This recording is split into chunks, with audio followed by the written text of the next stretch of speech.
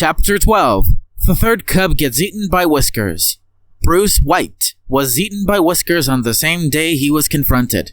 Bearing the same resemblance of Luca's and Thomas's death before, Bruce screamed before he initially went, "Where did all of you go, Abby, Tyler, and Brenna?" But the three other cubs were not around this time, so they didn't find out about Bruce's death, let alone his whereabouts, until the next chapter, leaving Bruce to scream, sounding like the most blood-curdling thing any human would ever hear. Whiskers brutally mauls not just Bruce, but the hyenas the other cubs frequented and communicated with, leaving the cubs no choice but to be stuck with him, which is pretty fucked up in my opinion. The hyenas did nothing wrong to Whiskers other than communicating with the poor cubs, trying to find their way home, but they can't and never will. Chapter 13. The three other cubs mourn. The three other cubs return. Abby, Brenna, and Tyler, to be exact.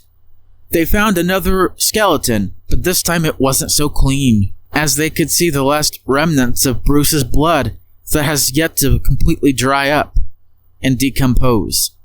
They argued with each other for a couple of minutes, only coming to the realization that Bruce has been killed by Whiskers. They all bust out crying, being none the wiser. They then played a funeral because they can't bury 6 feet deep of dirt because their claws are still too weak and still well beyond undeveloped. They all finished mourning, cheered up, and Abby goes, "Well, at least we're still alive, right?"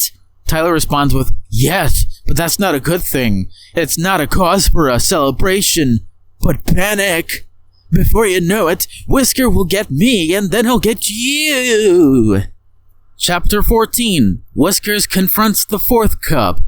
Brenna White became the fourth cub to be confronted by Whiskers, but this time because she bit off the sharp and spiky tip of his penis clean off.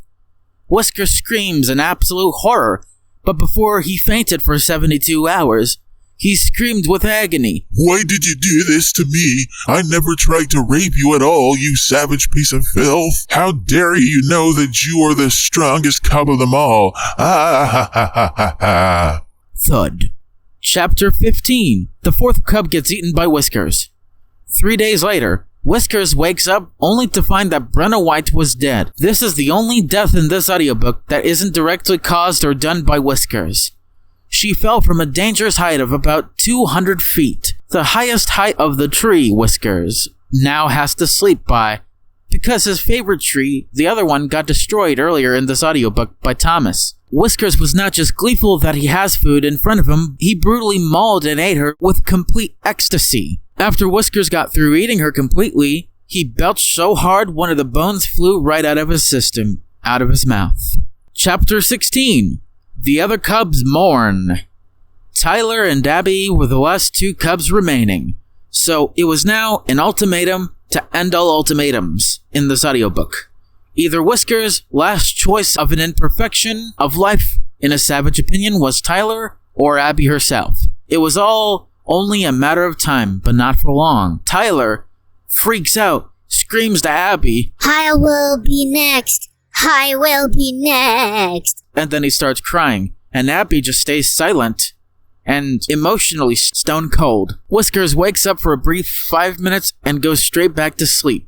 And 72 hours later after that, the next chapter will seal his fate.